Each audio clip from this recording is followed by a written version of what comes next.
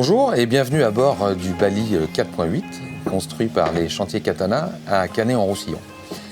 Aujourd'hui, je vais vous faire découvrir ce modèle que nous avons mis pour la première fois à l'eau en janvier 2020. C'est un modèle que nous avons voulu résolument propriétaire, mais qui puisse également répondre à des besoins de compagnies de charter, donc pour la location un peu partout dans le monde. Ce bateau-là, donc on le décline en 3, 4, 5 et jusqu'à 6 cabines et 6 salles de bain, effectivement, pour les besoins de la location. Alors, le modèle que je vais vous présenter aujourd'hui, eh bien, c'est un modèle 4 cabines, un flotteur dédié uniquement aux propriétaires, le flotteur bâbord et le flotteur tribord, eh bien, c'est un flotteur avec 3 cabines et 3 salles de bain. Donc, un bateau, comme je l'ai dit, résolument orienté propriétaire. Un petit rappel du concept Bali. Le concept Bali, qu'est-ce que c'est? Eh bien, c'est l'open space, c'est-à-dire pas de cloison au milieu du bateau, un seul et même grand espace qu'on peut utiliser dans toutes les conditions, qu'elles soient bonnes ou mauvaises. Ce bateau-là, que nous avons voulu donc propriétaire encore une fois, eh bien, voilà, on loge autour de la table, par exemple, d'accord? Ici, 6 personnes, comme la table est dressée, mais bien jusqu'à 8, 10 ou voire 12 personnes dans sa version charter. On a fait une attention toute particulière à la sellerie. Vous voyez que le bateau est très large. Vous voyez que le bateau est ouvert également sur les côtés avec des baies vitrées, ce qui amène une ventilation extraordinaire et en étant toujours à l'intérieur du bateau, à l'ombre. La banquette arrière, cette grande banquette, la banquette sur le côté également, qui peut être déclinée soit à une banquette comme vous la trouvez aujourd'hui ou alors avec 2 grands fauteuils club, ce qui effectivement permet une autre configuration un petit peu plus cosy. Alors, le concept Bali, c'est l'open space. Et donc, cet open space est matérialisé à l'arrière du bateau par cette porte oscillo-basculante qui est un grand marqueur de Bali Catamaran. Alors, comment elle fonctionne? Eh bien voilà, je suis à l'intérieur du bateau, d'accord, où je profite encore une fois de l'espace complet à l'arrière. Et pour manœuvrer cette porte, eh bien, c'est un simple bouton électrique sur l'arrière du frigo. C'est fluide.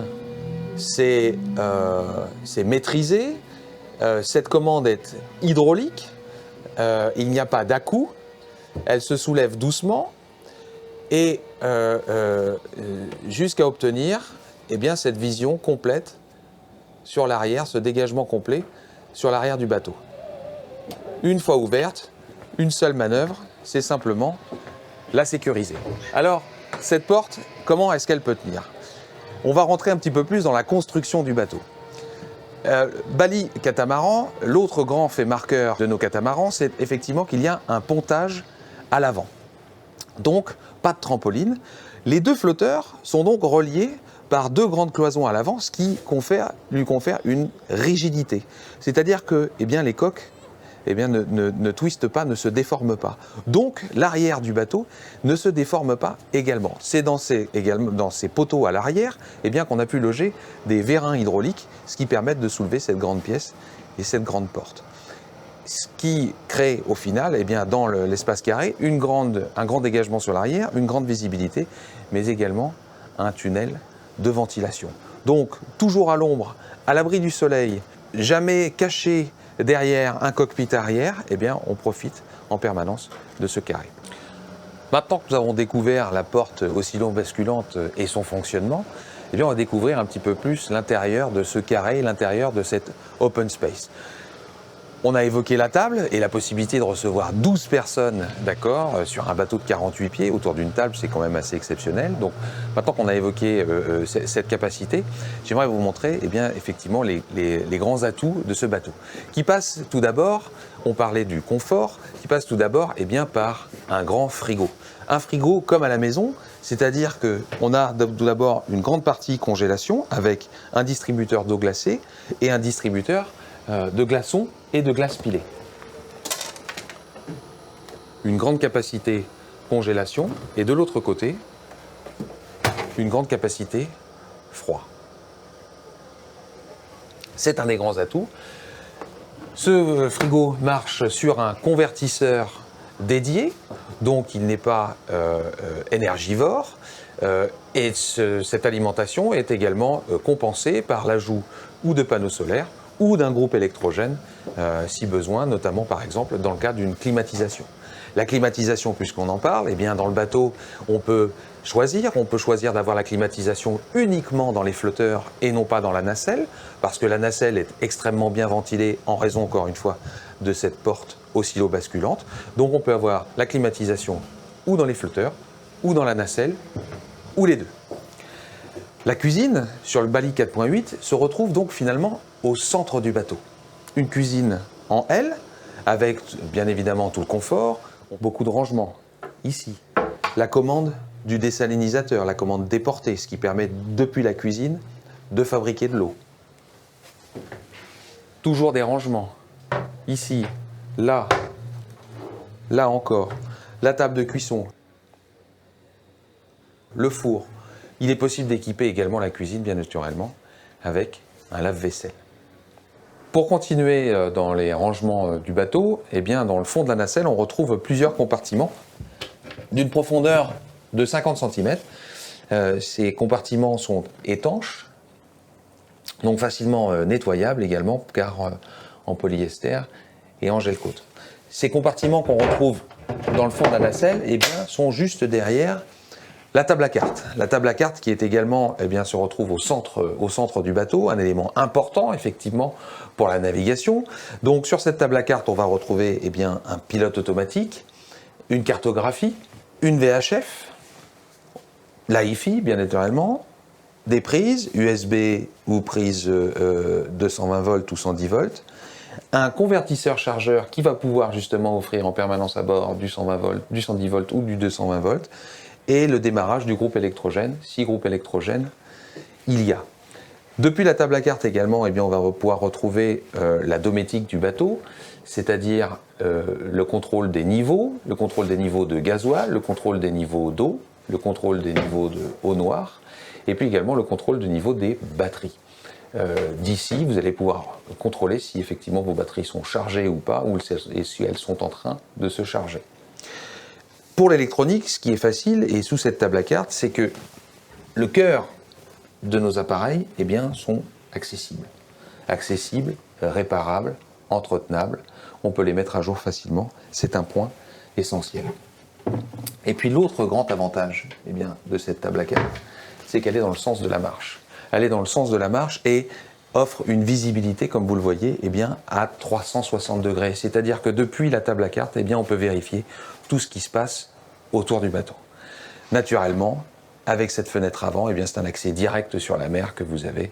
Ça, c'est un atout. Alors, c'est depuis la table à cartes eh bien, que je vais vous rejoindre dans le cockpit avant. La porte étanche eh bien, me permet de communiquer entre l'intérieur du bateau et l'avant. Bon, alors ce cockpit avant, qu'est-ce que c'est? C'est la troisième grande zone du bateau avec le carré plus le flybridge.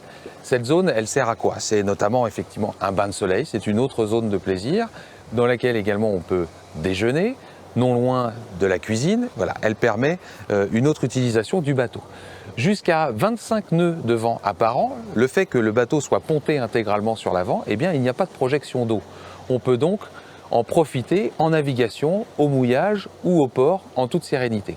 Le grand avantage également de ce cockpit avant, c'est notamment au port, quand le bateau est cul à quai, eh bien, il permet de garder son intimité.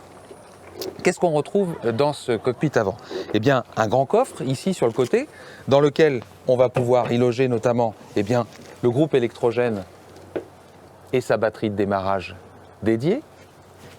On va retrouver sur l'avant du bateau eh bien, un autre espace de rangement dans lequel on va pouvoir y loger les amarres et dans lequel on va pouvoir loger les défenses. Et puis de l'autre côté, également facilement accessible, eh bien, toute la partie technique pour le mouillage, c'est-à-dire le guindeau, la chaîne et sa patte doigt.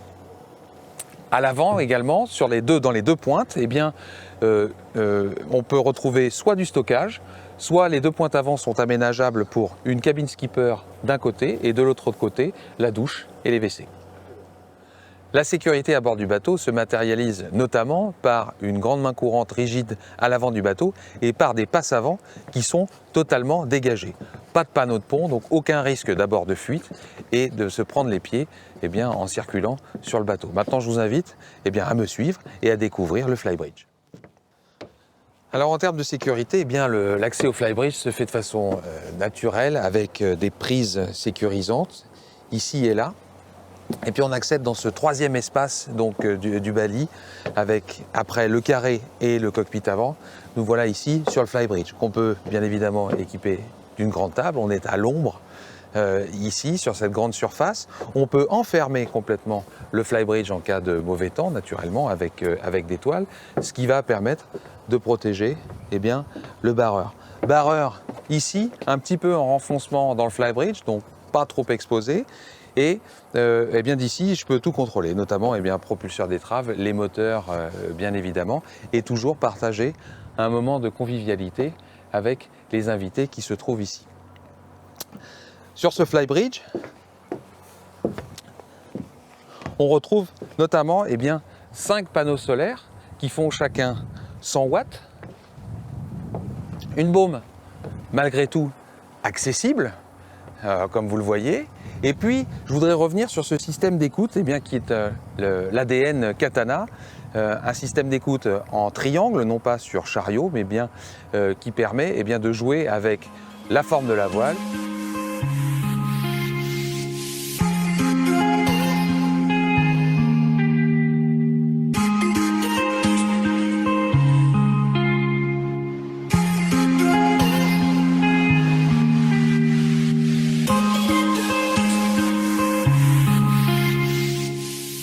Alors, une descente du flybridge, toujours facilitée par des prises naturelles, un petit peu partout, toujours très sécurisant quand on descend.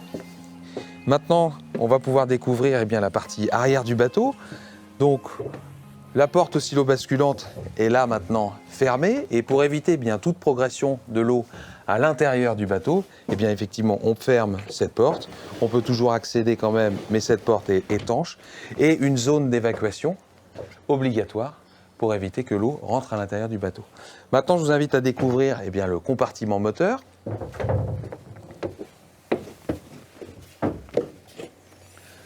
Dans lequel on va retrouver un moteur Yanmar de 57 chevaux, un grand chauffe-eau. Dans le bateau, on a 2 chauffe-eau, un chauffe-eau par flotteur. On va retrouver également le désalinisateur, la batterie de démarrage du moteur et tous les filtres. C'est une zone accessible, profonde, dans laquelle il est possible de circuler et d'accéder à tous les appareils pour un entretien facile du bateau. Naturellement, extincteurs et autres sont disponibles dans ce compartiment étanche. L'arrière du bateau se compose de cette plateforme, c'est ce qui fait que le bateau est un walk-around, c'est-à-dire qu'on peut faire le tour du bateau entièrement ponté. On va retrouver la mise à l'eau de l'annexe par un bossoir électrique ou manuel et différents compartiments sur l'arrière du bateau, notamment les compartiments de bouteilles à gaz et une échelle de bain.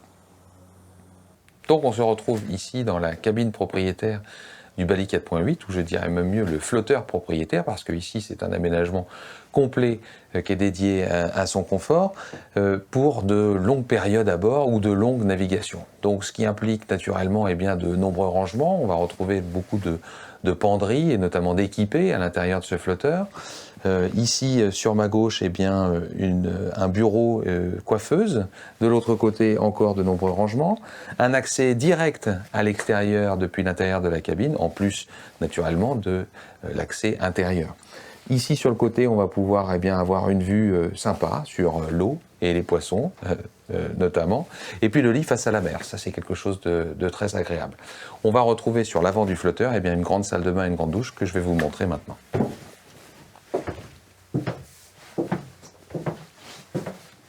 Donc dans cette cabine, comme je le disais, on retrouve de nombreux rangements, des penderies, ici et là.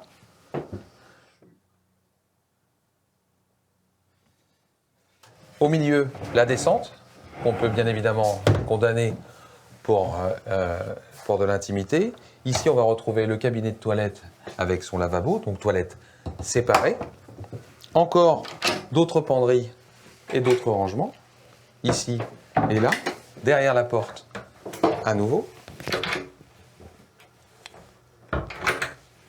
Et puis sur l'avant, une grande salle de bain avec la possibilité d'avoir un lave-linge, sèche-linge ici, du rangement pour chacun, d'accord, de chaque côté, ici et là, des prises, des rangements encore ici et là, dessous, et sur l'avant, la grande douche propriétaire.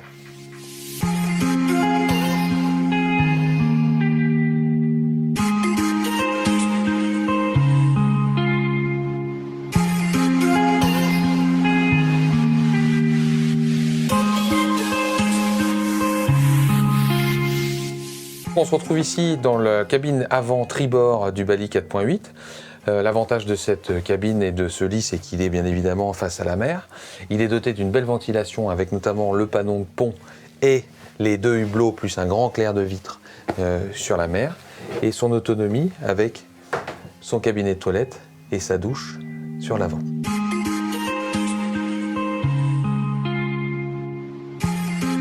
La grande particularité également du Bali 4.8, c'est d'être capable d'offrir 6 cabines et 6 salles de bain sur un bateau de cette taille-là. Donc on est ici dans la cabine centrale du bateau avec des lits superposés, toujours des rangements et une autonomie encore complète avec sa propre douche et sa propre salle de bain.